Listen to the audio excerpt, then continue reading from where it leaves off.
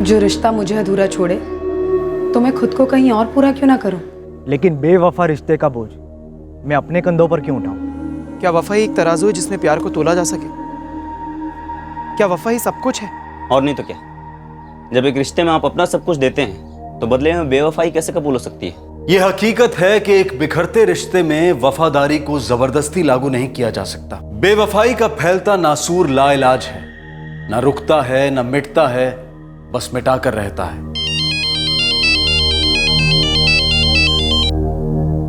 हाँ विवेक, बोलो। जब कोई आपको आपके पीठ पीछे हो रही बातें बताता है तब शक होता है कि कहीं वो आपको गुमराह तो नहीं कर रहा है, कोई साजिश तो नहीं रच रहा है, या कहीं वो सच तो नहीं बोल रहा है। जैसे तुम घर से निकले वो आ जाता है और तुम्हारे आने से ठीक पहले ही वो निकल लेता है। भाई लोचे है, देख ले। तेरी वाइफ उर्मिला के बारे में झूठ बोल के मुझे क्या मिलेगा? मुझे गलत मत समझ यार, लेकिन जो गलत हो रहा है उसके बारे में कुछ कर।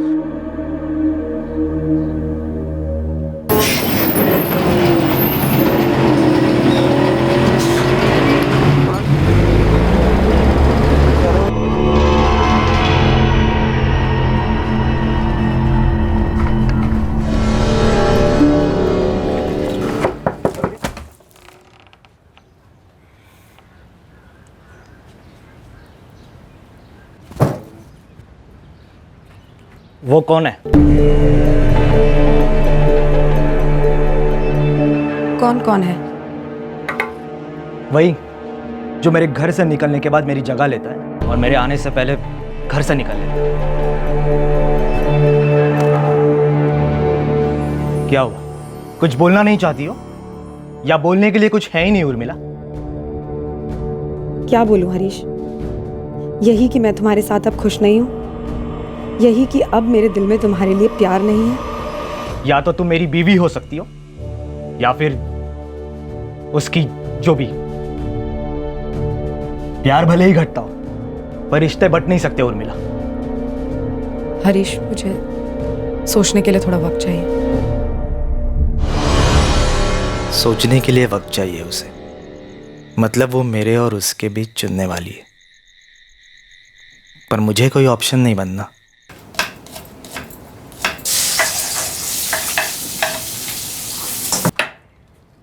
उर्मिला, मेरे घर से निकल जाओ। यश को तुम्हारी जरूरत होगी, उसे भी अपने साथ ले जाओ, लेकिन चली जाओ, अभी के अभी इस घर से चली जाओ। और जिससे तुम प्यार करती हो ना, उसी के साथ रहना, पूरी की पूरी उसकी हो जाओ। मैं नहाने जा रहा हूँ, मेरे आने तक यह घर साफ होना चाहिए, तुम्हारा साया भी इस घर में नहीं होना चाहिए।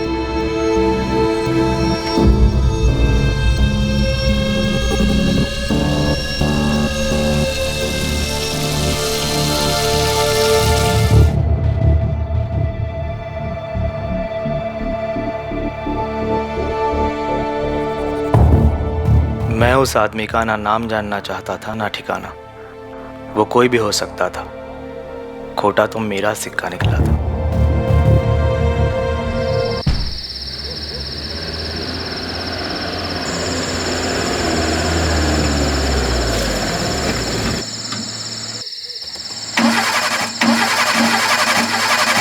अरे यार, पार्क में फिर से धोखा देके।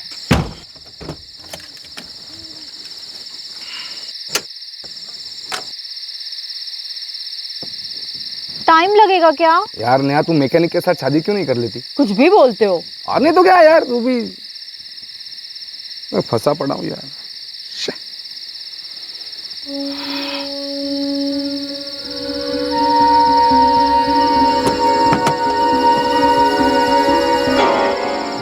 पंकज, अब क्या हुआ?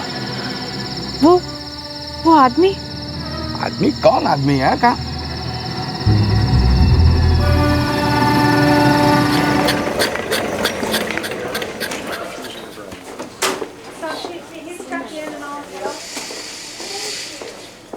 हाँ सर, मैं पंकज जाधव बोलता हूँ। एक्चुअली सर, मुझे अभी एक आदमी मिला, वो गगन नगर ब्रिज के यहाँ बहुत बुरी तरह घायल है सर। मैं उसे वो डीएल हॉस्पिटल लेकर आया हूँ। कोई एक्सीडेंट का केस लग रहा है सर। हाँ सर, आपके आने तक यही रुकता हूँ। एक्चुअली सर मेरी गाड़ी बंद पड़ गई थी बीच रास्ते, तो मैं गाड़ी ठीक कर रहा था, तब मेरी वाइफ ने ये मेरी वाइफ है नेहा, इसने उसे देखा फर्स्ट टाइम। वो कुछ बोलना चाह रहा था पर बोल नहीं पा रहा था, और उसका गला, सर बहुत बुरी तरह चोट लगी थी उसके गले पर। आप लोग हमारे साथ अगर वो जगह दिखा सकते हैं।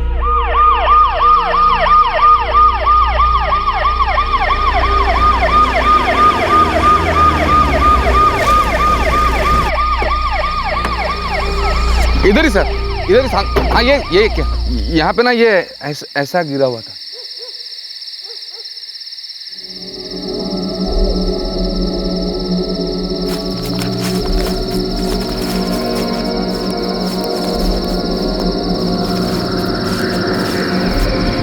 नहीं बचा पाया।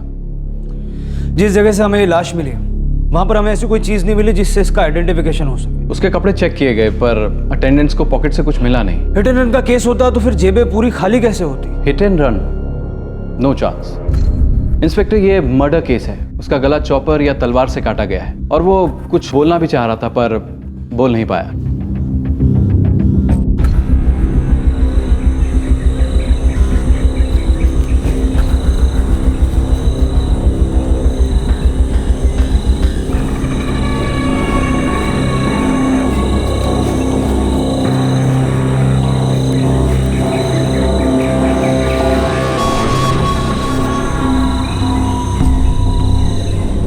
ब्लड सैंपल में अल्कोहल के ट्रेसेस मिले और जहर भी। तो मौत जहर की वजह से हुई? नहीं, पॉइजन की मात्रा अधिक है बॉडी में, लेकिन मौत हुई है हेमरेज से। मतलब पहले जहर देकर मारने की कोशिश की गई? चूहे मारने वाला जहर था बॉडी में। विक्टिम की एज 23 से 24 के बीच। अब तक कोई क्लू नहीं मिला है। लगता है ब्लाइंड केस रजिस्टर करना पड़ेगा। रिश्ते के कांटे को रास्ते से नहीं बल्कि दुनिया से ही हटा दिया गया। शिनाख्त की सारी निशानियां मिटा दी गई ताकि कांटा निकालने वाले को कानून कभी चुभे ना।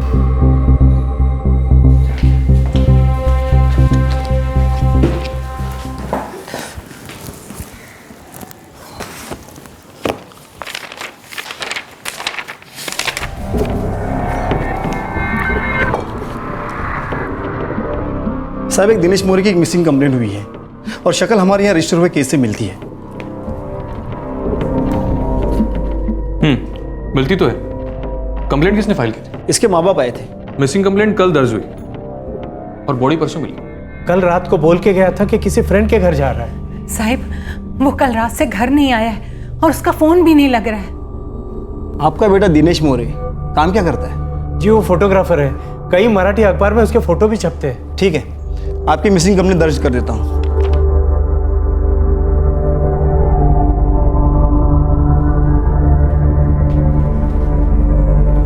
आप हमें यहाँ क्यों लाए? हमें एक लाश मिली है, लगता है आपके बेटे दिनेश की है। ठीक है कुलकर्णी, अब फाइल भेज दीजिए। इस केस की आगे की इन्वेस्टिगेशन हम लोग करेंगे। ठीक है पाटिल, ना क्राइम स्पॉट से कुछ मिला है ना लाश पर से, लेकिन इस दिनेश मोरे का सेल नंबर है मिसिंग कंप्लेंट में। रिकॉर्ड्स निकलवाता हूँ सर।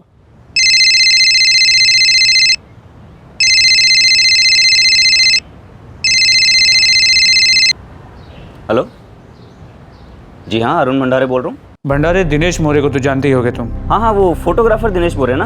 हाँ, 12 जून की शाम 7:30 बजे तुमने उसे फोन किया था। 12? हाँ हाँ किया था सर, फोन किया था मैंने, और मिला भी था दिनेश से रात को उसी दिन। क्या हुआ सर? सर जानता था, मतलब एक दोस्त ने मिलवाया था सर। ये अपना मोरे फोटोग्राफी वगैरह करता है ना फ्रीलांस में, तो मेरे पास एक शादी का काम आया था, उसी सिलसिले में मिला था मैं दिनेश मोरे से। हुआ क्या है सर उसको?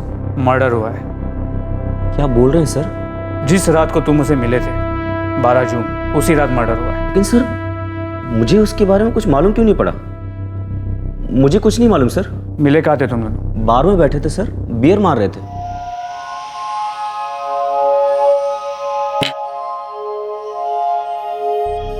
बियर के बाद क्या हुआ? पता नहीं सर, मैं अपने घर के लिए निकल गया और दिनेश मोरे अपने घर के लिए। मतलब उसने कहा यही था कि घर जा रहे हैं। संडे क्रूज के गगन नगर ब्रिज के पास पड़ा था, बुरे हाल में, काफी खून बह गया था। वैसे बार था कौन सा जहाँ तुम दोनों मिले थे? खार में एक अर्पिता बार है, वहाँ बैठे थे, पर मुझे कुछ नहीं पता सर इसके बारे में। सर जहाँ ये दिनेश घायल मिला था उसका फोन वहीं स्विच ऑफ हुआ था, गगन नगर ब्रिज के पास सेंटा क्रूज में। वो अपने दोस्त के साथ बार में बैठ के बियर पी रहा था। पोस्टमार्टम रिपोर्ट में भी ब्लड स्ट्रीम में अल्कोहल नोट किया गया है। ब्लड सैंपल में अल्कोहल के ट्रेसेस थे और पॉइजन भी। खून में अल्कोहल के साथ साथ जहर भी मिला है। चूहे मारने वाला जहर था बॉडी में। लेकिन मौत का कारण जहर नहीं है, स्टैबिंग है। बार बार किए हुए वार। शायद जहर काम नहीं किया होगा, इसलिए स्टैबिंग करके मारना। समझ में नहीं आ रहा है ऐसी कौन सी दुश्मनी पाल रखी थी इस दिनेश मोरे ने। दुश्मनी किसके साथ? ना तो उसने कभी मुझे बताया, ना मैंने कभी देखा, ना कभी सुना। मेरे बच्चे की किसी के साथ क्या दुश्मनी होगी? उसे तो बस एक ही शौक था, सिर्फ फोटो खींचने का। दिनेश का कोई दोस्त, कोई करीबी? ज्यादा दोस्त नहीं थे सर, एक विशाल था और एक ध्रुव। उसका किसी लड़की के साथ कोई चक्कर, कोई अफेयर? अगर ऐसा कुछ भी होता तो वो मुझे जरूर बताता।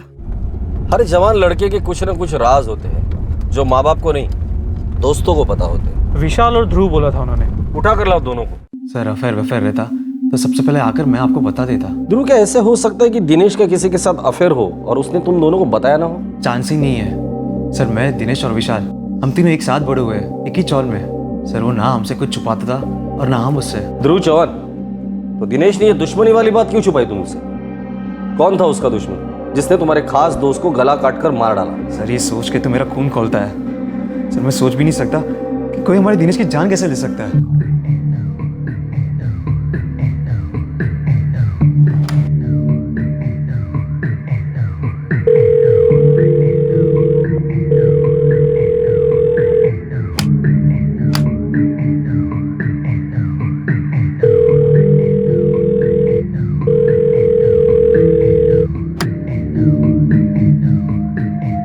हाँ साहब, दिनेश और मैं करीबी दोस्त थे। दिनेश का कोई करीबी दुश्मन था? दिनेश को किसने मारा होगा और क्यों? कुछ गलत किया होगा शायद उसने। क्या गलत किया होगा? पता नहीं सर, पक्का कुछ पता नहीं। ठीक है, जो कुछ कच्चा पता है वही बता दे। सर दिनेश का अफेयर था। तो क्या मैंने तुझे कभी ये कहा कि मुझे उससे मिलने से मत रोक? देख भाई देख, मैं जानता हूँ कि तू ये चाहता है कि मैं रिश्ते से पीछे हट जाऊँ। वो मैं समझ सकता हूँ, शायद तेरी जगह मुझे भी यही लगता। लेकिन क्या उर्मिला भी यही चाहती है? अगर उर्मिला ने मुझसे कहा ना कि दिनेश तेरे मेरे बीच में जो भी हो खत्म, तो मैं जबान देता हूँ, खत्म। क्या है दिनेश, क्या लफड़ा ये? पूछ मत यार, दिमाग की दही हो गई है। उर्मिला कौन है ये?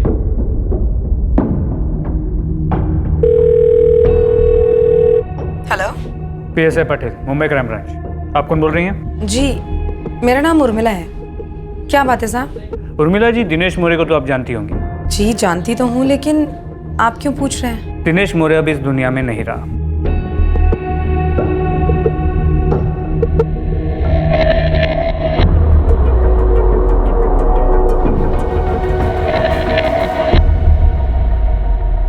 विशाल, ये उर्मिला कौन है?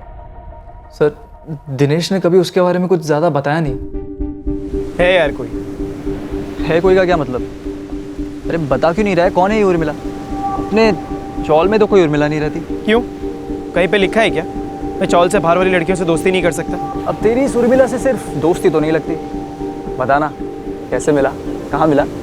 2-4 बार बात हुई फोन पर और फिर मिले। मिले मतलब उल्टू मिले? शादीशुदा है क्या? छोड़ना यार, कुछ और बात करते हैं। सर उस दिन के बाद दिनेश ने कभी वो वाली बात छेड़ी नहीं सर। मतलब तुम जो फोन वाला झगड़ा बता रहे हो वो शायद दिनेश का उर्मिला के पति के साथ हुआ होगा, करेक्ट?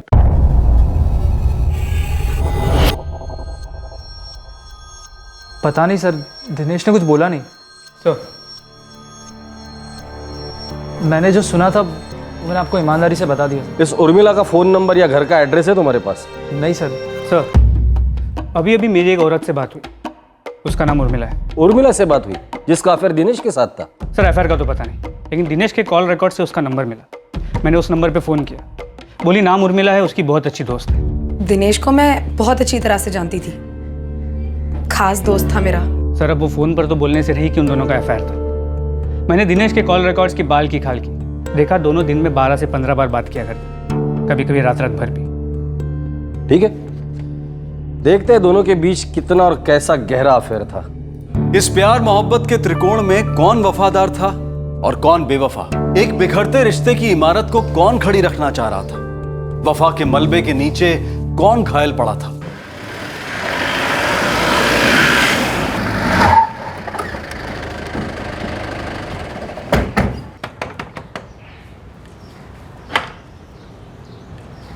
उर्मिला जी, जी आपके और दिनेश मोरे के बारे में कुछ बात करनी थी। यश बेटा, जरा बाहर जाके खेलो।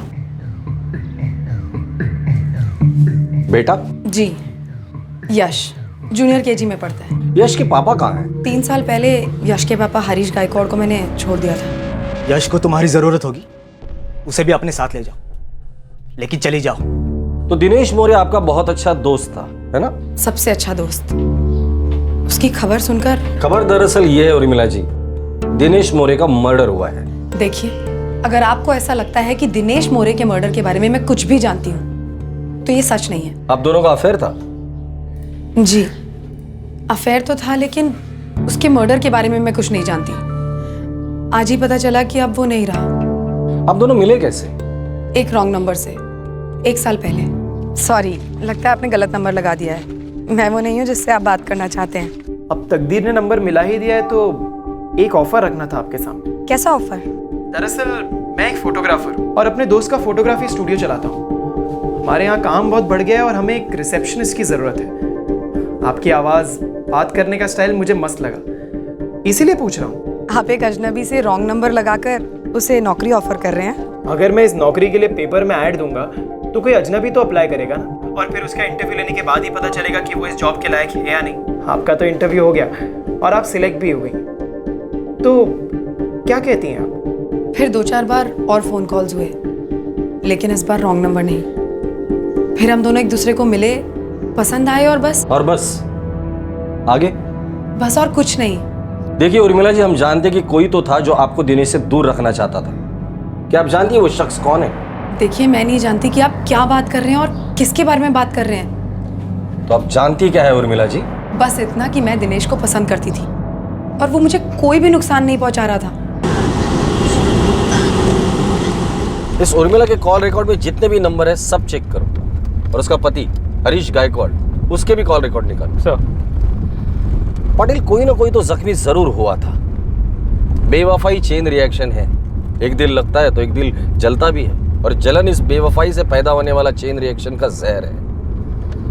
बेवफाई वही होती है जहां वफाई की उम्मीद सबसे ज्यादा होती है।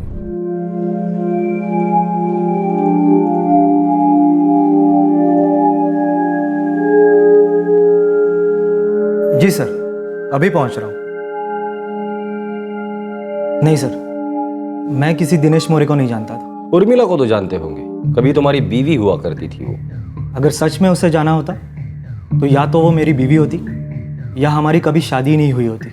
मेरे लिए वो बिल्कुल अजनबी है। मेरे बेटे यश की कोई बात हो तो बोलिए, मैं उससे कभी भुला नहीं पाया हूँ। तुम्हारा बेटा यश और तुम्हारी बीवी दोनों सलामत है।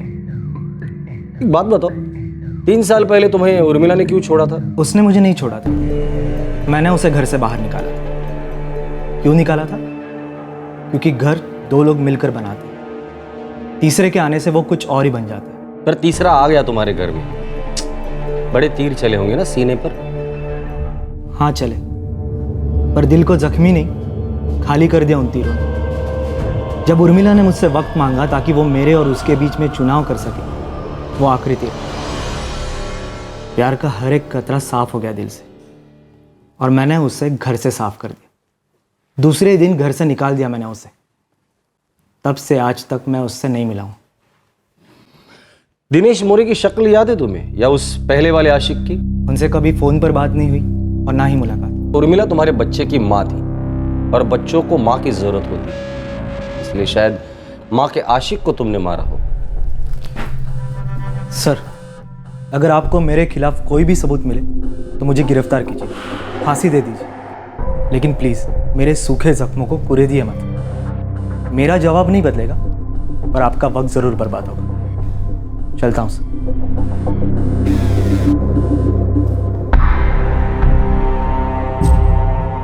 सर, इस हरीश गायकवाड़ और उर्मिला के बीच के 3 साल के फ़ोन रिकॉर्ड्स को चेक किया। दोनों के बीच एक भी फ़ोन या मैसेज नहीं हुआ। और ये कहता है कि इसे बच्चे की बहुत याद आती है, और 3 साल में एक भी फोन नहीं। सर, कुछ लोग होते हैं ना ठंडे टाइप्स, ये भी वैसे ही होगा। सच कह रहे हो तुम? इस हरीश का खून ठंडा होगा, पर उस तीसरे आशिक का नहीं। मतलब सर? 3 साल पहले हरीश ने उर्मिला को घर से इसलिए बाहर निकाला क्योंकि उसका किसी तीसरे आदमी के साथ उनका अफेयर शुरू हुआ। तब ये तीसरा आशिक घायल हुआ होगा और उसने जख्म का बदला कत्ल से लिया होगा। सर, लगता है तीसरा शायद यहाँ मिलेगा। उर्मिला के कॉल रिकॉर्ड में एक नंबर उस आदमी का जरूर होगा। दिनेश के साथ उसका फोन पर झगड़ा हुआ था, मतलब दिनेश के कॉल रिकॉर्ड में भी उसका नंबर होगा। सर, लगता है हमें हमारा तीसरा आदमी मिल गया।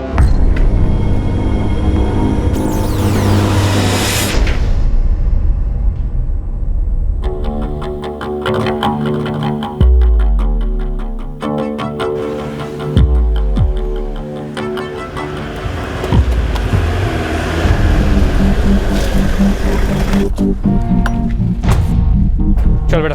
क्या हुआ सर? चल। क्या हुआ सर? चल। मैंने कुछ नहीं किया था सर। आज शपथ मैंने कुछ नहीं किया। शपथ लेके आई को क्यों टपका रहा है? चल, पुलिस थाने मैंने काम कुछ है। नहीं किया। भैया तो मुझे लेके क्यों जा रहे हैं सर? चूहे मारने की दवाई कहाँ मिलती है वो पूछना है इधर से। चल। साहब भाई शपथ साहब, मैं नहीं लाया वो दवाई, वो मेरा दोस्त करण लाया था। इस करण को हम कहाँ से लेकर आए?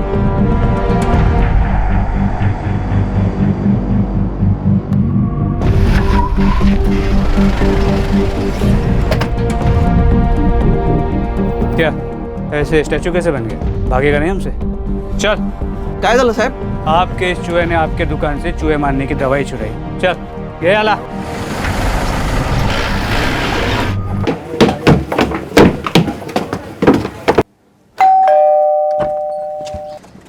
जी, क्राइम ब्रांच। सर, मेरे दोस्त दिनेश के बारे में कुछ पता चला क्या? हमने तुम्हारे 2 दोस्तों से गुफ्तगू की, एक पवन चाय वाला और दूसरा करण किराने वाला। और ताज्जुब की बात बताओ, उन दोनों को पता है कि तुम्हारे दोस्त दिनेश का दुश्मन कौन था। उन दोनों को यह भी पता है कि तुम्हारे दोस्त दिनेश का गला किसने काटा है। अजीब बात है ना, उन दोनों को सब कुछ पता है और तुम्हें कुछ भी पता नहीं। अरुण, तुम्हारे जैसे दोस्त अगर किसी को हो ना, तो दुश्मनों की जरूरत ही नहीं है।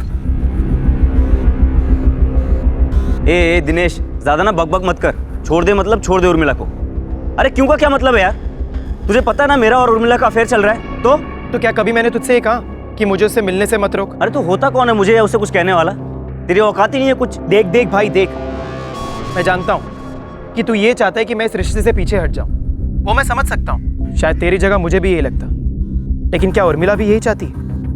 अगर वो कहती है कि हमारे बीच में जो कुछ भी था वो खत्म, तो मैं जबान देता हूँ, खत्म।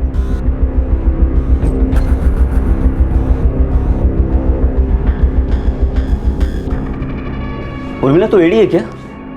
कैसे सोच सकती कि इस चक्कर को छुपा लेगी मुझसे? तो फोन और एसएमएस की जगह अगर कोई नया एप्लीकेशन भी इस्तेमाल करती है ना उस दिनेश से टच में रहने के लिए, तो बेवकूफ मुझसे छुपा नहीं है ये। कुछ छुपाया होगा तभी तो छुपेगा ना अरुण। मैं जो करती हूँ खुलकर करती हूँ। उर्मिला, 3 साल का रिश्ता है तेरा और मेरा। तेरे पति ने तुझे लात मारी तो मैंने संभाला। ये घर साल भर का किराया कौन दे रहा है? हरीश या दिनेश? मैं दे रहा हूँ। और क्यों दे रहा हूँ? क्योंकि प्यार करता हूँ तुझसे।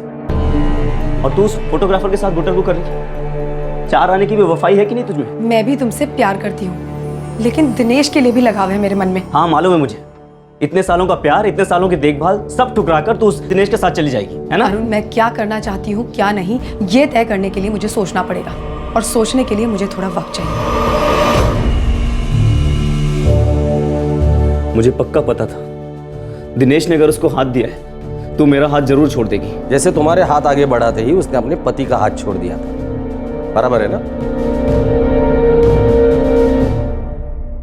जैसे तुम घर से निकले वो आ जाता है, और तुम्हारे आने से ठीक पहले ही वो निकल लेता है। भाई लोचे है, देख ले। तेरी वाइफ उर्मिला के बारे में झूठ बोल के मुझे क्या मिलेगा?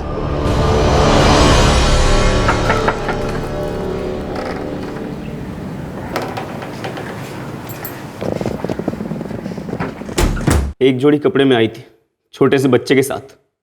पूरा का पूरा घर खड़ा किया उसके लिए मैंने। ये सब अब याद आ रहा है तुझे? जब उर्मिला ने तुम्हारे साथ बेवफाई की? सर वो दिनेश उसके लिए ये सब कभी नहीं कर सकता था और ना ही उसके साथ वफादारी करता। एक नंबर का अय्याश था सर। अबे अरुण, तू धमकी दे रहा है या चुटकुला सुना रहा है? मुझे सचमुच हंसी आ रही है। यार धमकी वमकी मैं क्या दूंगा यार, मैं तो खुद मांडवली करना चाह रहा हूँ। एक काम करते हैं, मिलते हैं और मिट्टी डालते हैं इस बात पे। ये हुई ना मर्दों वाली बात। अब वो मेरी नहीं है तो ना सही, और तो उसको खुश रखेगा मुझे मालूम है। बस ये है कि एक बार फेस टू फेस बैठ के सब क्लियर कर देते हैं। अरे यार मैं भी तो वही चाहता हूँ। हाँ तो फिर मिलते हैं आज। आज? हाँ अभी। मैंने उस शाम को अपने सेठ से गाड़ी उधार ली थी।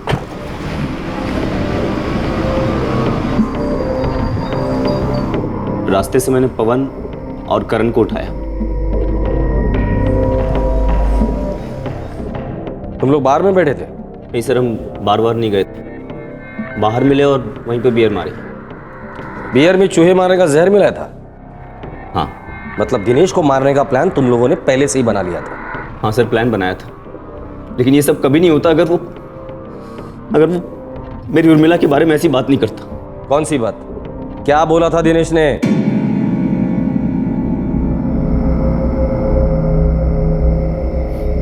क्या रे अरुण, अपने दोस्त लोग को साथ में लेकर आया मेरे को ताकत दिखाने के लिए? काहे की ताकत यार, इनको भी बियर पीनी थी तो आ गए साथ में। मुझे ना दिनेश तुझसे एक ही सवाल पूछना है, ये उर्मिला को लेकर तेरा इरादा क्या है? अरे यार अरुण, अरे तू उर्मिला का प्रेमी है, बाप जैसे सवाल काहे को कर रहा है? क्योंकि एक सच्चा प्रेमी एक बाप की तरह देखभाल करता है अपनी औरत की, जैसे मैंने उर्मिला और यश की। देख यार, तेरा प्यार सच्चा है, अरे मेरा प्यार तो झूठा भी नहीं है। अगर तेरे को इतना दर्द हो रहा है तो मैं पीछे हट जाता हूँ यार। इतनी आसानी से पीछे हट जाएगा? ये बियर है, ठीक है, ठंडी है, बुलबुले दे रही है, मैं इसे पी रहा हूँ। ये मेरा रिश्ता है इस बियर के साथ। एक बार बियर खत्म हो जाएगी तो बॉटल फेंक दूंगा और नई बॉटल ले आऊँ। लेकिन हाँ, अगर ये बियर ठंडी नहीं होती, बुलबुले बैठ गए होते, तो भी बॉटल जरूर फेंक देता। मतलब बॉटल फेंकनी है। साफ साफ बात करना यार, अभी और कितना साफ बोलूं तेरे को? देख, ये बियर की बॉटल और तेरी उर्मिला में मेरे लिए कोई फर्क नहीं। जब तक मजा है तब तक रिश्ता है, एक बार मजा खत्म रिश्ता खत्म। लेकिन हाँ, जब तक ठंडी है, बुलबुले दे रही है, अरे मेरे को पी लेने दे। देख, मजा खत्म तो बॉटल फेंक दी। दिनेश की बातें सुनकर मेरे खून में गुस्से के बुलबुले फूटने लगे। वो मेरे प्यार उर्मिला के बारे में इतनी घटिया बातें कर रहा था, लेकिन मैंने अपना गुस्सा पी लिया। और अब बारी थी दिनेश की जहर पीने की। सुनने में अच्छा तो नहीं लग रहा जो तू बोल रहा है, लेकिन सुकून है कि कम से कम तूने अपने दिल की बात रखी। अब ना ये फैसला मैं उर्मिला पे छोड़ दूंगा। तेरे और मेरे बीच की जो दुश्मनी थी वो खत्म। अरे होनी भी नहीं चाहिए यार। और वैसे भी दुनिया में ऐसी कोई लड़की नहीं है जिसकी वजह से दो दोस्तों में दुश्मनी हो। सही कहा। तो इसी बात पे एक और बियर हो जाए, ठंडी बुलबुलाती हुई। अरे ये हुई ना बात।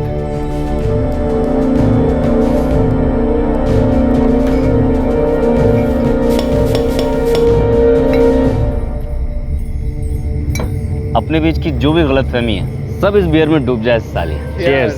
चीयर्स।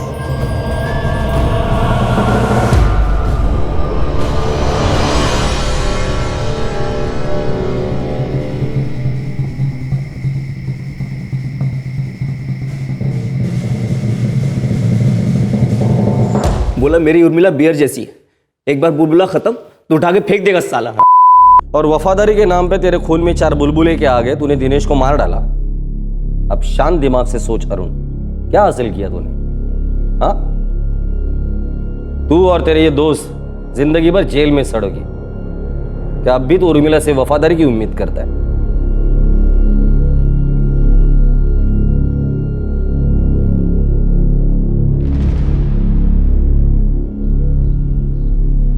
क्या नाम बताया लड़की का? लोकेश, ये लड़की नहीं औरत है, नाम है उर्मिला, तलाकशुदा है। उसका और एक प्रेमी था, अरुण भंडारे। आपके बेटे दिनेश का कत्ल इसी अरुण ने किया है। हमारा बेटा इस उर्मिला से प्यार करता था? मालती जी, प्यार का तो मुझे पता नहीं, पर हाँ, इन दोनों में रिश्ता जरूर था।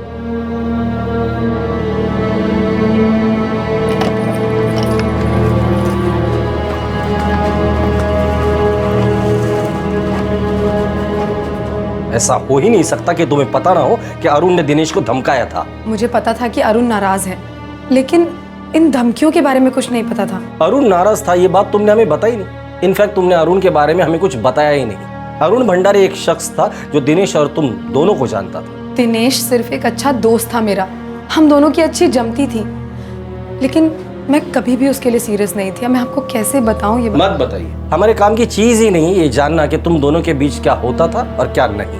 हमारे लिए ये चीज मायने रखती है कि तुम्हें पता था कि तुम्हारी बेवफाई ने किसी को गहरा जख्म दिया था, किसी को गुस्से में डुबोया था, किसी को इस बात का एहसास दिलाया था कि वो ठुकराया हुआ है।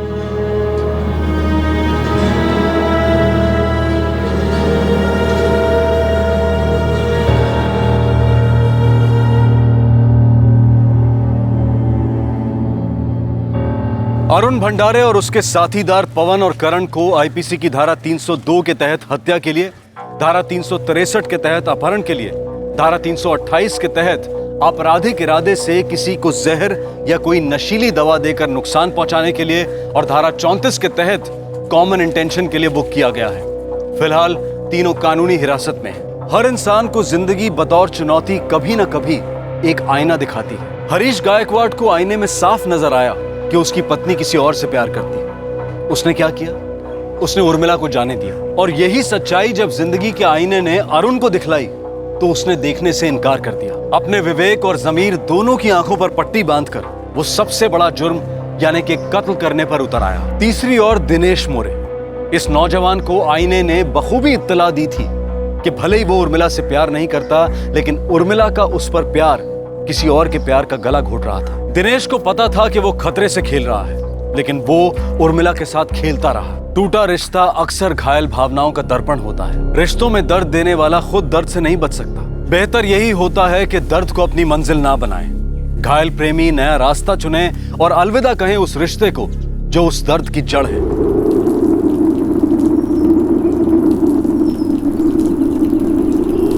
3 साल पहले मेरे बाबा चल बसे। उनके अचानक चले जाने से हमारी जिंदगी जैसे बिखर सी गई।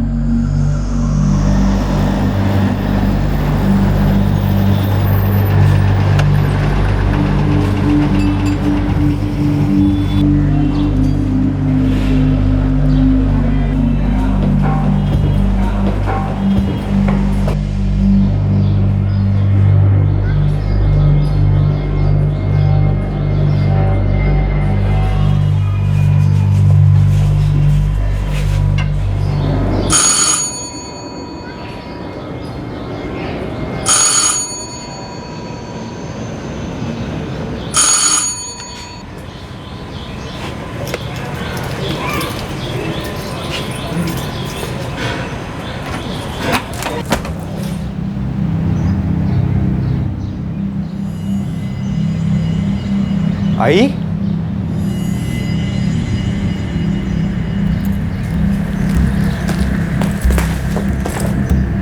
भाई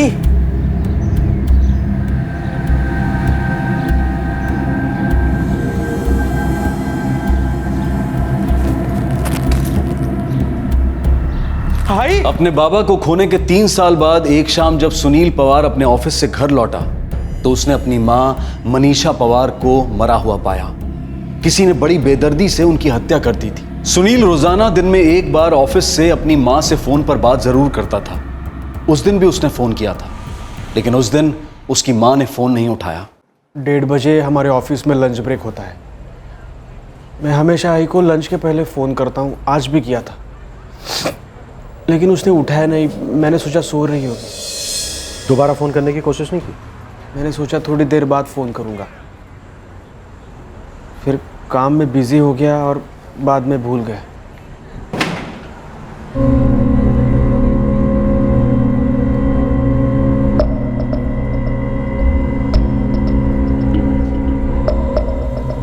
तुम्हारी आई कानों में बालियां पहनती थी क्या? जी सर, लेकिन मैं जब यहाँ पे आया तब नहीं थी। सर ये राइट हैंड का हैंडगलव मिला, शायद कातिल का है। अंगूठे के पास से फटा और खून के निशान भी। शायद वार करते वक्त कातिल को भी चोट लगी होगी।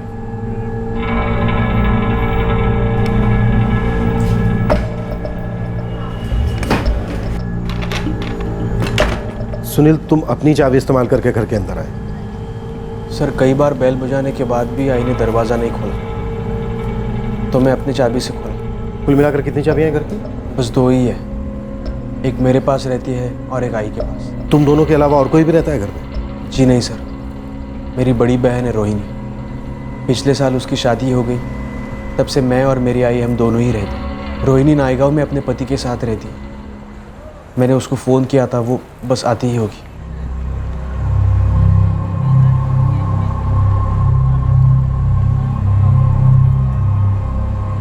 सुनील, सुनील, आई कहाँ है? क्या हुआ उसे?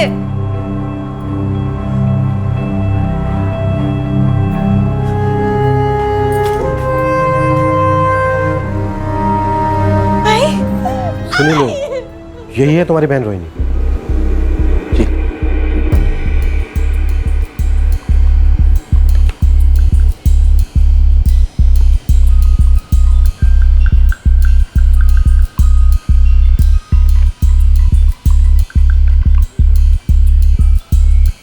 सर दरवाजे पर कोई फोर्स एंट्री का निशान नहीं मिला। सर फर्श पे कुछ अखबार मिले हैं, ये आज का अखबार। सर इसके बीच के कुछ पन्ने गायब हैं। सुनील, तुम्हारे ऑफिस जाने के बाद यहाँ कोई आने वाला था क्या? कोई रिश्तेदार, पहचान वाला, दोस्त? तुम्हारी आई ने तुमसे कुछ ऐसा बताया था? नहीं सर। हाँ सर, आई ने कहा था कि वो इलेक्ट्रिशियन को बुलाने वाली थी। आई निकल रहा हूं मैं, कुछ लाना है आते वक्त? बोल के क्या फायदा है? 3 दिन से ये ट्यूबलाइट बंद पड़ी है। कितनी बार तुम्हें याद दिलाए इलेक्ट्रिशियन को बुला ले। रास्ते में ही तो दुकान पड़ती है, लेकिन तुझे याद रहे तब ना। अगर आई एक तो सुबह सुबह बस पकड़ने की जल्दी होती है, बाद में गर्दी में खिचकिच होती है, दिमाग से निकल जाता है बस। लेकिन आज आते वक्त ना मैं... तू रहने दे, मैं करवा लूंगी ये काम। इलेक्ट्रिशियन को फोन करूंगी और ये ट्यूबलाइट ठीक करवा लूंगी। ट्यूबलाइट तो ऑन है, मतलब इलेक्ट्रिशियन आया था? हाँ सर, आया होगा, क्योंकि सुबह तक तो ये लाइट नहीं चल रही थी। कहाँ से बुलाने वाली थी इलेक्ट्रिशियन को? सर यहीं पास में न्यूट्रेड इलेक्ट्रिकल्स नाम का शॉप है।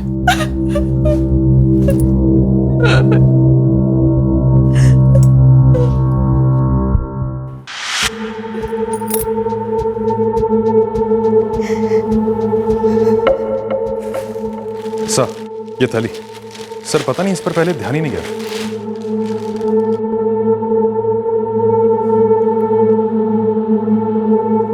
सुनील, ये तुम्हारी है? नहीं सर। सर हो सकता है हथियारा लाया हो और जल्दबाजी में भूल गया होगा।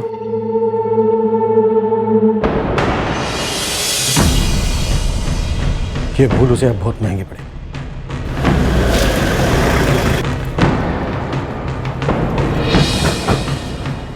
Crime branch. Crime branch?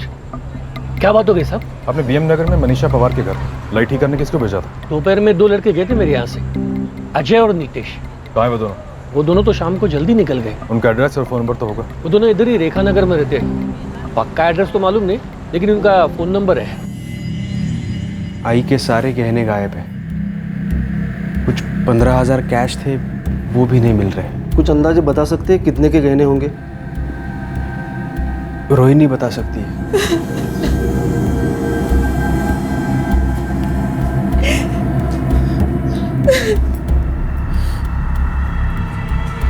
Sir ये सागर शायद किसी दर्जी का नाम लगता है जिसने ये शर्ट सी होगी। सिर्फ नाम है सागर, एड्रेस नहीं। इसका एड्रेस पता करो। सर ऐसे तो बहुत होंगे। दर्जी के दुकान के अलावा घर घर में भी काम करने वाले होते हैं या? और सागर की दुकान होगी शायद, या शायद ये भी घर से काम करता हो। ये दर्जी उस आदमी को जरूर जानता हो और यही हमें हत्यारे तक पहुंचाएगा। इस सागर टेरर का एड्रेस मुझे जल्द से जल्द चाहिए। बीएम नगर और उसके आसपास के इलाके से शुरू करो। क्लियर? सर कानों की बालियां जो लाश से निकाली गई थी और अलमारी के जेवर, ये सब मिला के करीब 2.25 लाख के गहने चोरी हुए और 15,000 कैश। आपने कहा कि आपकी 3 शर्ट और एक टी शर्ट गायब होगी, पर अजीब बात है, ये हत्यारा शर्ट क्यों लेके जाएगा? आपने ठीक से चेक किया था? मुझे याद है मैंने अपने हाथों से अलमारी में रखे थे। इकड़े सही करा।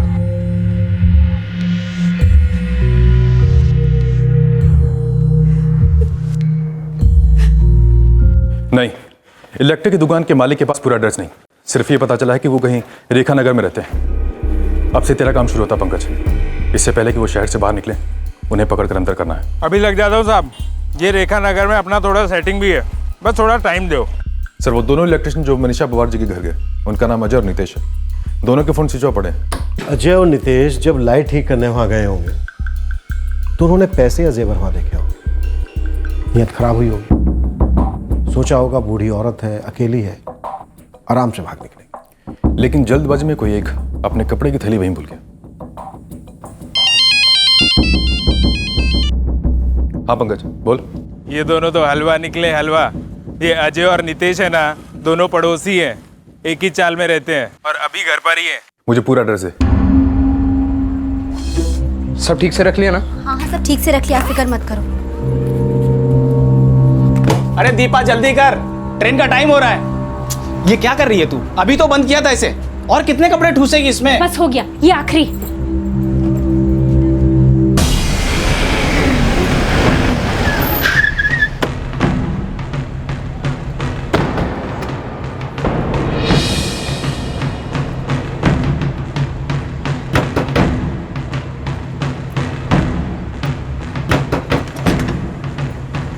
अजय जी कहिए। नितेश जी? तो भागने की तैयारी हो रही थी। क्या कह रहे हैं साहब?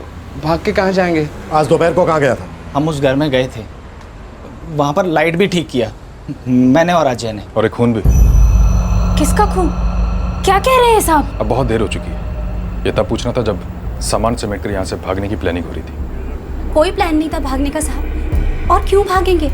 हाँ साहब, हमारी बीवी मायके जा रही है, हम कहीं नहीं जा रहे साहब। हम सच कह रहे हैं साहब, ये कहीं नहीं आ रहे थे। वो हम तो अजय की बीवी मालती के साथ अपने गांव जा रहे हैं। मैं और अजय यही हैं, हम तो बस इनको स्टेशन छोड़ने जा रहे थे। ये देखिए साहब, हमारे पास ट्रेन का कंफर्म टिकट भी है।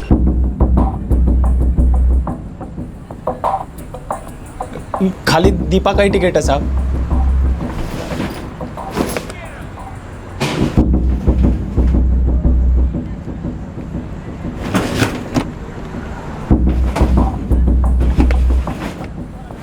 साहब इन्हें छोड़ दीजिए साहब, इन्होंने कुछ नहीं किया है साहब, छोड़ दीजिए। इन्होंने कुछ नहीं किया है साहब। साहब हमने लाइट रिपेयर किया, माजी से अपना पैसा लिया और चले आए साहब। चालू कर।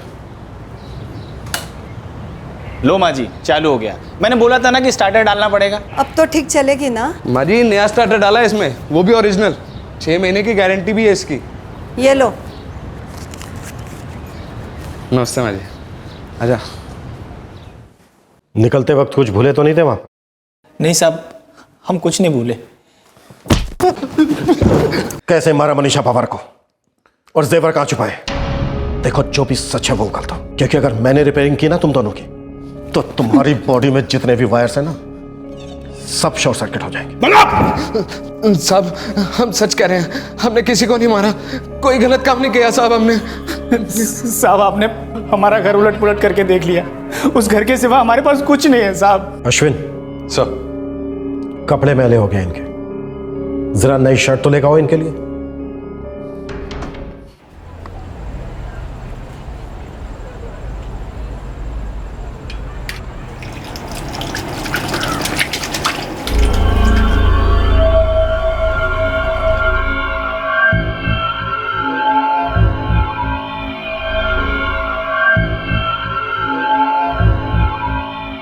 साहब ये शर्ट मेरी नहीं है साहब। शर्ट उतार। ये पहन। अगर ये तुझे फिट आ गई ना तो जेल में तेरे लिए वर्दी इसी नाप की बन जाएगी।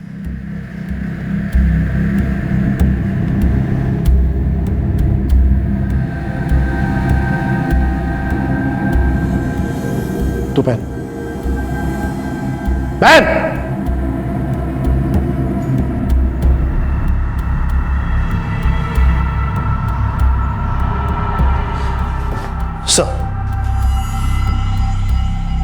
बटन डाल।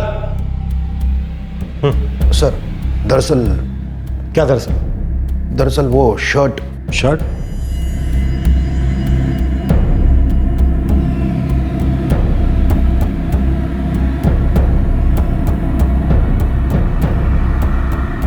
क्या शर्ट? सर दरअसल ये शर्ट कांस्टेबल मोरे की है। क्या? हाँ सर, अभी उसी का फोन आया था, उसने ही बताया। अरे कामले यार, एक थैली था मेरा, वो बीएम नगर में चेकिंग करने गए थे ना, वहाँ सोफे पर रखा था, लेना भूल गया। उसमें शर्ट था यार मेरा। उस पर सागर टेलर का टैग लगा था क्या? हाँ हाँ वही, मेरे यहाँ का दर्जी है वो। सर मोरे अपनी ड्यूटी खत्म करके घर जा रहा था, तभी ये बीएम नगर का केस आ गया, तो टीम के साथ वो भी वहाँ आ गया और अपनी थैली भी लेके आया था, और बाद में वो थैली वहीं भूल गया।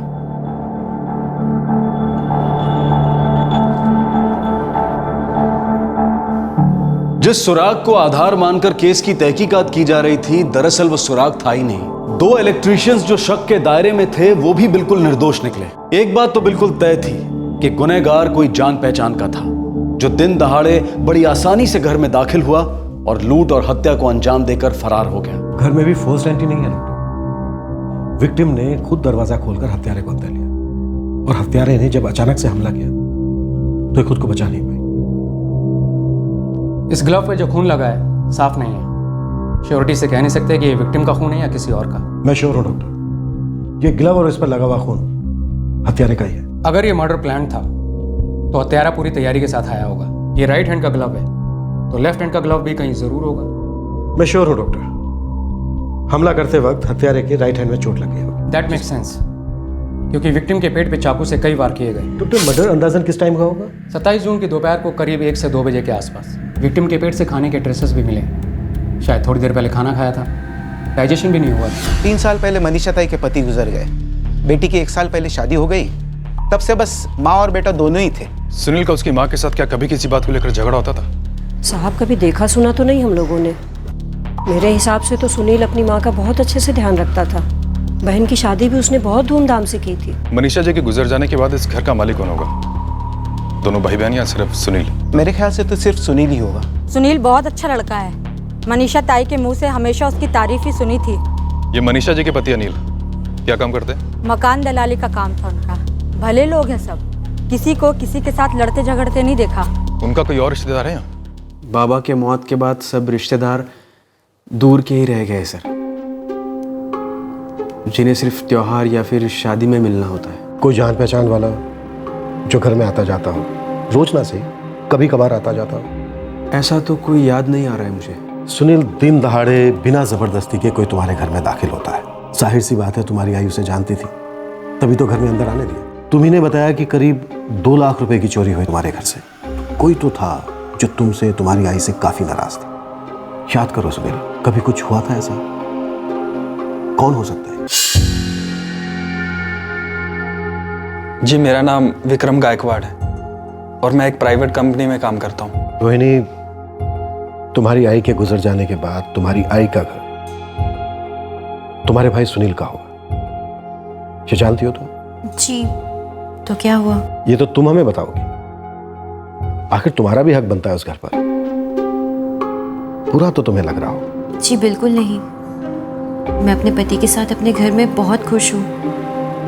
अगर वो घर सुनील को मिलता है तो मुझे इस बात से कोई एतराज नहीं है। तुम्हें ना से पर किसी को तो तकलीफ थी, तुम्हारे भाई सुनील से, तुम्हारी आई से, या शायद तुम्हारे पिता से। मुझे ऐसा बिल्कुल नहीं लगता। किसी को आई बाबा से क्या तकलीफ हो सकती है? वो दोनों तो बहुत ही सीधे इंसान थे। लेकिन ये केस इतना सीधा नहीं है रोहिणी, अभी हमारी छानबीन चल रही है। अगर तुम्हें कुछ याद आता है तो सबसे पहले हमें बताना।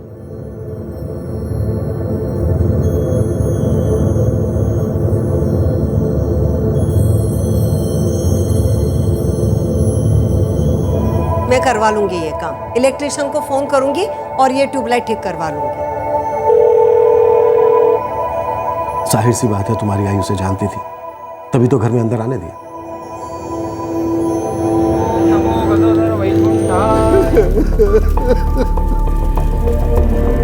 सर फूट फूट के रो रहा था। ऐसा लग रहा था सुनील और रोहिणी से ज्यादा उसे दुख हुआ मनीषा जी के मरने पर। और उसका रोना सुनकर मेरा ध्यान गया तो मैंने देखा कि उसके दाहिने हाथ के अंगूठे पर एक पट्टी बंधी थी। कौन था वो? सर मैंने पता किया, वो सुनील के पिताजी का चचेरा भाई है, नरेश पवार।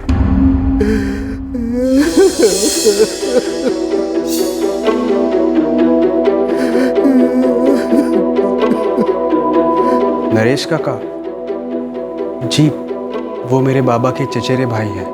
उनकी तुम्हारे बाबा या फिर आई से कोई दुश्मनी थी क्या? नहीं, ऐसा कुछ नहीं था, पर जब मेरे बाबा जिंदा थे तो वो उन्हें मिलने आते रहते थे, और बाबा की मौत के बाद वो शायद ही कभी हमसे मिलने आए होंगे। कत्ल के दिन दोपहर को वो यहाँ पर आए थे क्या? सर, क्या आपको सच में लगता है कि नरेश काका ने मेरी आई को मारा है? ठीक है, उनके पास कोई वजह ऐसा करने की?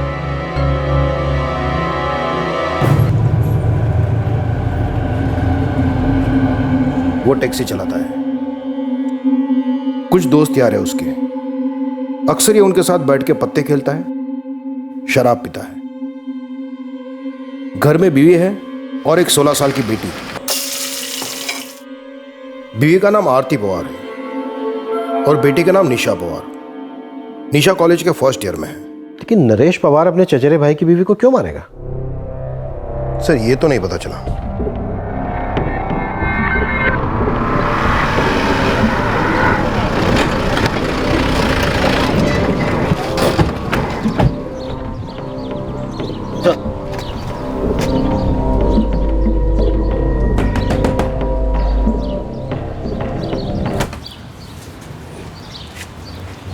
जी बेटा, आई और बाबा है घर पे? बाबा तो काम पर गए हैं, पर आई है घर पे। मुझे डर था कि एक ना एक दिन आप लोग यहाँ जरूर आएंगे। ऐसा क्यों लगता था आपको? क्या जानती हैं? देवा, देवा मला माफ कर, मुझसे बहुत बड़ी गलती हो गई।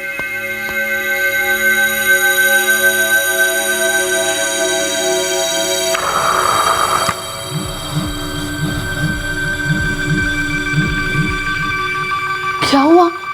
कोई डरावना सपना देखा क्या?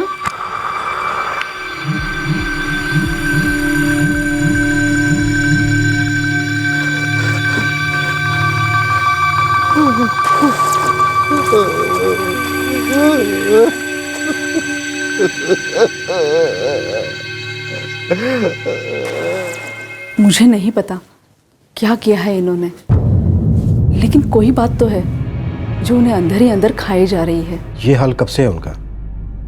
उनकी भाभी मनीषा पवार की मौत के बाद से? हाँ, शायद तभी से।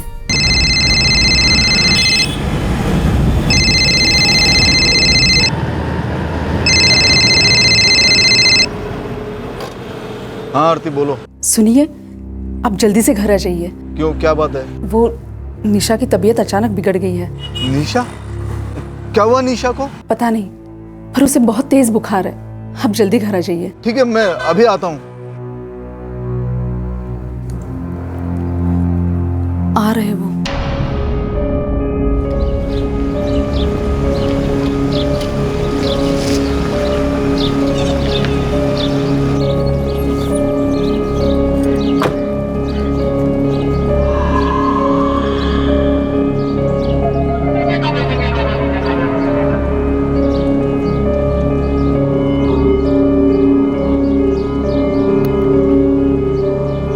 कौन है आप लोग? हम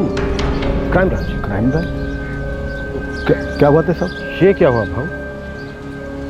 चोट लगी है क्या?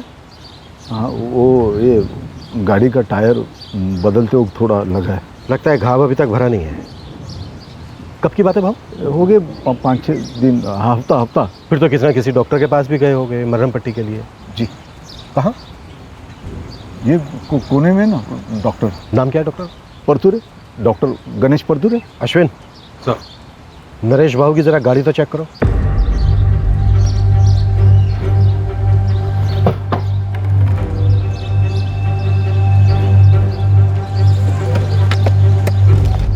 क्या बात है साहब? ये क्या ढूंढ रहे गाड़ी में?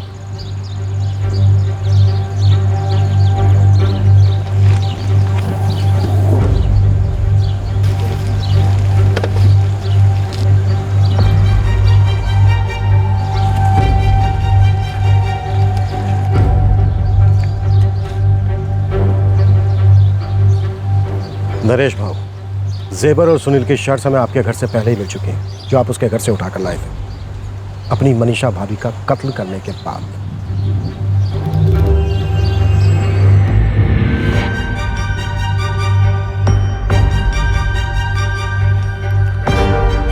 सारे सबूत सामने।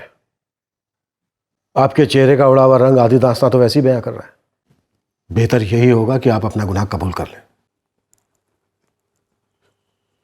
मैं नहीं मारा उसको, मैं नहीं मारा मनीषा भाभी को। उसका मरा हुआ चेहरा अभी भी मेरे आंखों के सामने आता है। दिन रात एक बोझ सा महसूस होता है, गुनाह का बोझ। सब भगवान कभी माफ नहीं करेगा मेरे इस गुनाह को। मैं मानता हूं आपको पछतावा है इस बात का, लेकिन ये सब करने के पीछे वजह क्या थी? मुझे मेरे पैसे वापस चाहिए थे साहब। मनीषा पवार ने आपसे पैसे लिए थे?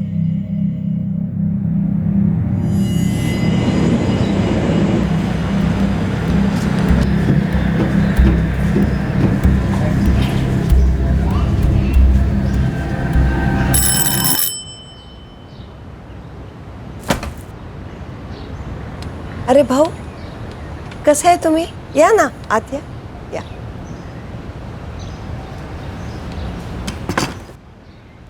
लेकिन भाऊ, मेहरबानी करके वही बात फिर से शुरू मत करना। तो खत्म कर दो ना उस बात को। क्या खत्म करूं? आप समझते क्यों नहीं?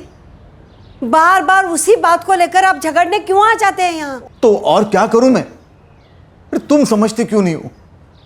नुकसान मेरा हुआ है ना। मैंने आपसे कितनी बार कहा, आपके भाव ने मुझसे इस बारे में कोई बात नहीं की थी, और आज जब वो नहीं है आप मेरे पीछे पड़े पैसे लौटाने के लिए। ये बात ठीक है क्या भाऊ?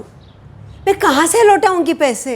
रोहिणी की शादी में खर्चा करने के लिए तुम्हारे पास पैसे थे, और मेरा कर्जा चुकाने के लिए पैसे नहीं तुम्हारे पास। भाऊ बस, मैंने आपसे कर्जा नहीं लिया था, और मेहरबानी करके इस बात को यही खत्म कर दीजिए।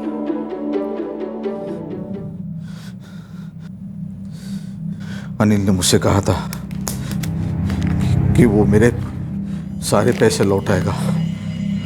उसने मुझसे वादा किया था कि थोड़ा थोड़ा करके वो मेरे सारे पैसे लौटाएगा।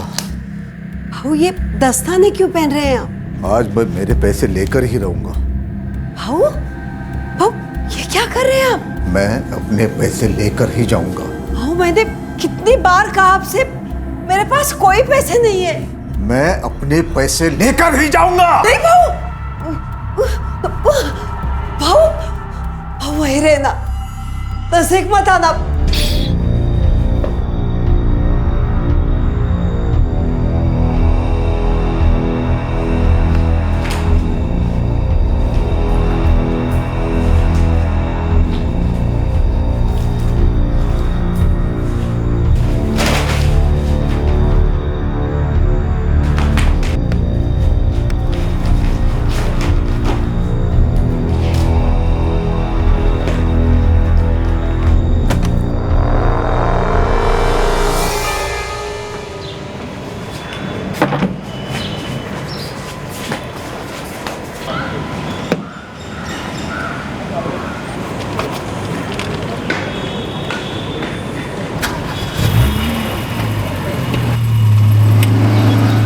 वापस लौटते वक्त मैंने मेरी शर्ट और चाकू कचरे के डब्बे में फेंक दिया। सुनील की टी शर्ट मुझे छोटी हो रही थी तो रास्ते में बदल कर मैंने उसकी शर्ट पहन ली। हाँ, मैंने ये क्या कर दिया था, मुझे ऐसा नहीं करना चाहिए था, लेकिन मुझे मेरे पैसे वापस चाहिए थे साहब। किस बात के पैसे? क्या आपके चचेरे भाई अनिल ने आपसे कोई कर्ज लिया था? नहीं साहब, लेकिन वो मेरा कर्जदार था, उसी की वजह से मैंने मेरे पैसे खोए। मेरी सारी जमा पूंजी खो दी मैंने।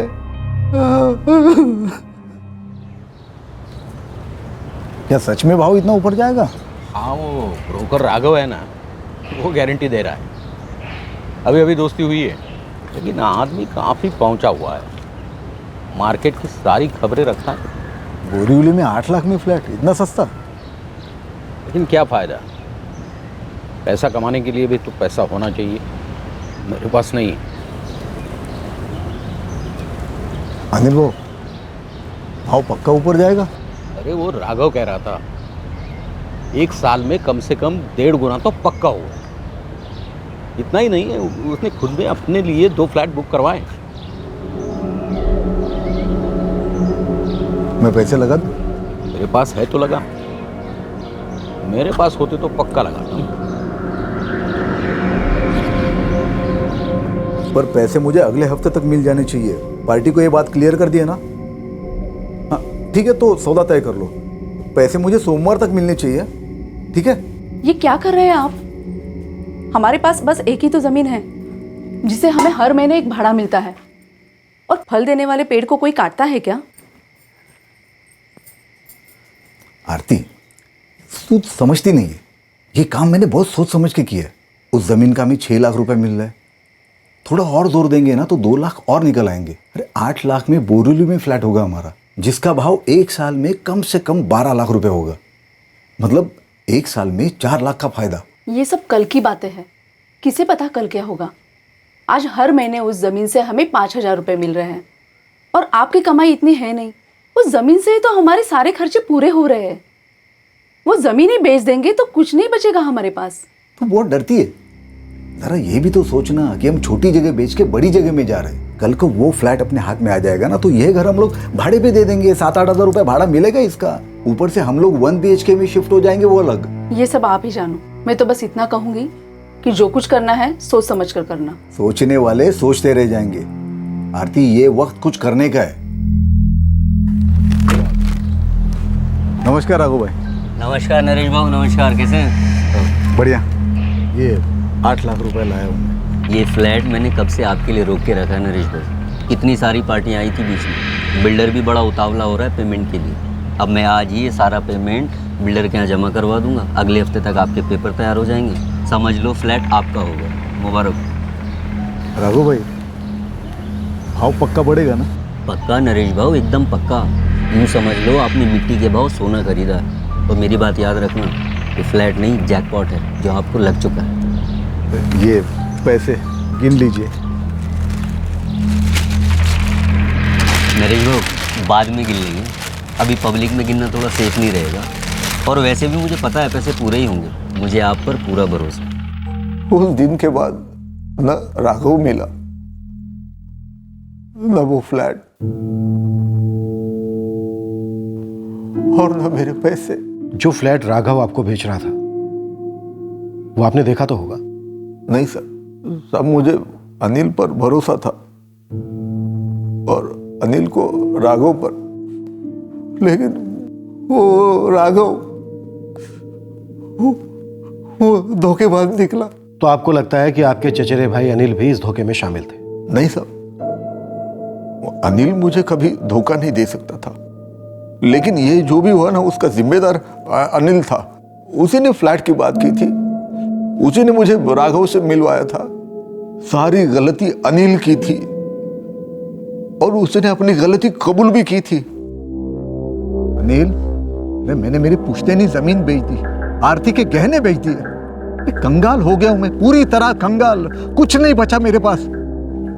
नरेश, मैं समझता हूँ ये राघव इतना बड़ा धोखेबाज निकलेगा पता नहीं था। अरे तुम्हें तो पता होना चाहिए था, तुम्हारी लाइन का ही है ना वो। मैंने तुम पे भरोसा करके उसको पैसे दिए थे, तुम पे भरोसा करके। जानता हूँ नरेश, सिर्फ तुम्हें नहीं बहुत सारे लोगों को चुना लगाया उसने, काफी लोगों के पैसे डुबाए। उसने मेरे पैसे नहीं डुबाए, मुझे पूरी तरह डुबा दिया है। इसमें मेरी क्या गलती थी बताना? यही ना कि मैंने तेरी बात मान ली, तुझ पे भरोसा किया। मानता हूँ नरेश, गलती हो गई मुझसे। गलती मान लेने से बात खत्म नहीं होगी। मुझे मेरे पैसे ला कर दे। वो राघव को ढूंढ, तू कुछ भी कर, पुलिस के पास जा, लेकिन मुझे मेरे पैसे ला कर दे। देख अनिल, मुझे मेरे पैसे नहीं मिले ना तो मैं कुछ ना कुछ कर बैठूंगा, बोल देता हूँ। हाँ, ऐसा मत बोल नरेश, मैं हूं ना, मैं तेरे पैसे लौटा दूंगा। तुझे मेरे पैसे लौटा नहीं होंगे और तू ही लौटाएगा मुझे। मैं बोल रहा हूं ना, मैं लौटा दूंगा तेरे पैसे, लेकिन अभी मेरे पास पैसे है नहीं, मैं थोड़ा थोड़ा करके लौटा दूंगा, ठीक है? देख, फिर एक बार भरोसा कर रहा हूं मैं तुझ पर, इस बार धोखा मत देना। तुझे मेरे पैसे लौटा नहीं होंगे, समझ ले, ये मेरा कर्ज है तुझ पर। उसने फिर मुझे धोखा दिया, वादा निभाने से पहले चला गया हमेशा के लिए। आपके साथ जो हुआ उसका अफसोस था आपके भाई को। वो अपने आप को कसूरवार मान रहे थे, इसलिए आपको पैसे देने के लिए राजी हो गए। अभी आपकी बदकिस्मती थी कि वो जल्दी चल बसे, लेकिन उन्होंने कोई धोखा नहीं दिया आपको। सब वो तो मरकर मुसीबतों से छूट गया, लेकिन मुझे जीते जी मार गया। मुझे मेरा घर बेचना पड़ा, बेटी और बीवी के साथ छोटे घर में रहना पड़ा। मेरी हालत और भी बदतर हो गई साहब। बेटी की पढ़ाई, उसकी शादी, सारे सपने तहस नहस हो गए साहब, अनिल की वजह से। अब आप अपने आप को दिलासा देने के लिए चाहे अपने भाई को कितना भी कोसो, पर सच ये है कि दोष सिर्फ आपके भाई अनिल का ही नहीं है। आपकी आंखों पर भी लालच की पट्टी बंधी थी। मैं मानता हूं जिस एजेंट से आपके भाई ने आपको मिलवाया वो फ्रॉड निकला, पर एक बात बताइए, क्या उन्होंने आपको फोर्स किया था फ्लैट खरीदने के लिए, दबाव डाला था आप पर, या उन्होंने आपसे मना किया था कि एजेंट को पैसे देने से पहले फ्लैट को मत देखो? क्या उन्होंने आपसे ये कहा था कि जमीन बेचकर फ्लैट खरीदो? लेकिन साहब, उसने अपनी गलती मान ली थी, वो पैसे लौटाने के लिए तैयार था। लेकिन उनके गुजर जाने के बाद बात वहीं खत्म हो गई। उन्होंने आपसे कोई कर्ज नहीं लिया था कि उनके जाने के बाद उनकी बीवी या उनका बेटा चुका था। आपने खुद कहा कि आपकी मनीषा भाभी को इस सौदे के बारे में कुछ नहीं मालूम था, तो उनकी कोई जिम्मेदारी नहीं बनती थी आपको पैसे देने की। और आपने कैसे सोच लिया कि उनको मार कर, उनके घर को लूट कर आपकी प्रॉब्लम सोल्व हो जाएगी? मुझसे बहुत बड़ी गलती हो गई साहब। मैं ऐसे नहीं करना चाहता था, पता नहीं मेरे से ये सब कैसे हुआ। मैंने कितनी बार कहा था इनसे, जो चला गया वो हमारा था ही नहीं। माना कि ये इतना आसान नहीं था, लेकिन हमारे पास जो कुछ बचा था उतने में गुजारा हो जाता था। अपनी भूल को भूल पाना इतना आसान नहीं होता है आरती जी, और अपनी भूल के लिए दूसरों को कसूरवार ठहराना बहुत आसान होता है। और वही क्या उन्होंने। लेकिन ऐसे किसी को मारकर क्या मिला उन्हें? ऐसा कैसे सोच लिया उन्होंने? और अगर इस तरह पैसे मिल भी जाते तो वो हमारे किस काम आते?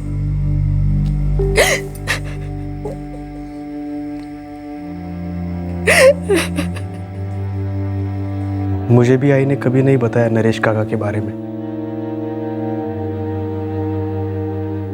अगर बाबा ने गलती की भी थी तो। नहीं सुनील, बाबा की कोई गलती नहीं थी। नरेश काका ने खुद अपनी मर्जी से वो पैसे इन्वेस्ट किए थे। ये तो बाबा का बड़प्पन था जो वो उन पैसों को वापस करने के लिए मान गए, वरना ये बाबा की कोई जिम्मेदारी थोड़ी ना थी। लेकिन आई ने क्या बिगाड़ा था उनका? उसे किस बात की सजा मिली? काश नरेश काका ने मुझसे कहा होता। पता नहीं मैं उनकी मदद कर पाता भी या नहीं, लेकिन एक बार तो बताया होता।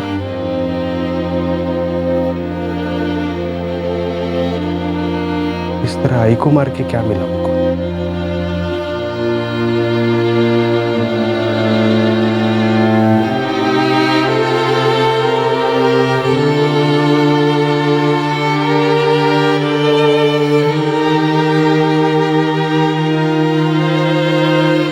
नरेश पवार पर आईपीसी की धारा 302 के तहत हत्या और धारा 397 के तहत लूट और लूट के लिए गंभीर नुकसान पहुंचाने के चार्जेस लगाए गए हैं। नरेश इस वक्त न्यायिक हिरासत में है और वो अपने किए पर बहुत पछता रहा है। नरेश ने एक निर्दोष बुजुर्ग औरत की जान ले ली जो अपने पति और नरेश के बीच हुए समझौते से बिल्कुल बेखबर थी। वो नहीं जानती थी कि उसके मरहूम पति ने नरेश से क्या वादा किया था। अपनी सारी जमा पूंजी, अपनी सारी बचत को गवा देना किसी भी इंसान की हिम्मत तोड़ सकता है, लेकिन अगर कोई भी इंसान बिना सोचे समझे, बिना जाने परखे कहीं पर भी निवेश करता है तो ये दरअसल निवेश नहीं, उसकी नादानी है और उस नादानी के लिए वो खुद जिम्मेदार है, ना कि कोई और। आप ये कह सकते हैं कि राघव जैसे धोखेबाजों को कड़ी से कड़ी सजा मिलनी चाहिए और हम भी इस बात से पूरी तरह से सहमत हैं, लेकिन हम ये भी कहेंगे कि अपनी पूंजी को किसी भी स्कीम में इन्वेस्ट करने से पहले हमें खुद बहुत चौकन्ना रहना चाहिए। देखा जाए तो इस तरह के फ्रॉड को समझना कोई मुश्किल काम नहीं है। हमेशा ऐसे धोखे एक छलावे की तरह होते हैं जिसमें हकीकत से परे बड़े बड़े वादे किए जाते हैं और ये वादे सिर्फ जुबानी होते हैं, लिखित में इनका कोई प्रमाण नहीं दिया जाता। इन धोखेबाजों का मकसद सिर्फ शिकार की आंखों पर लालच का चश्मा चढ़ाना होता है ताकि जमीनी सच्चाई उसे नजर ही ना आए। इन शॉर्ट बात बहुत ही सिंपल है। अगर कोई बड़े बोल और मीठी जुबान से ये कहता है कि ये इन्वेस्ट करने की once in a lifetime opportunity है, तो आप समझ लीजिए कि ये कोई मौका नहीं बल्कि शायद बहुत बड़ा धोखा हो सकता है। जितना ज्यादा लुभावना ऑफर, समझ लीजिए उतना ही ज्यादा सतर्क रहने की जरूरत। आपसे फिर मुलाकात होगी क्राइम पेट्रोल सतर्क में एक और नए केस के साथ। तब तक अपना ख्याल रखें, सुरक्षित रहें, स्वस्थ रहें और याद रखें, सही वक्त सही कदम, सतर्क रहें। जय हिंद। क्राइम पेट्रोल के और भी दिलचस्प कहानी देखने के लिए हमारे चैनल को सब्सक्राइब करें और बेल आइकॉन दबाना न भूलें।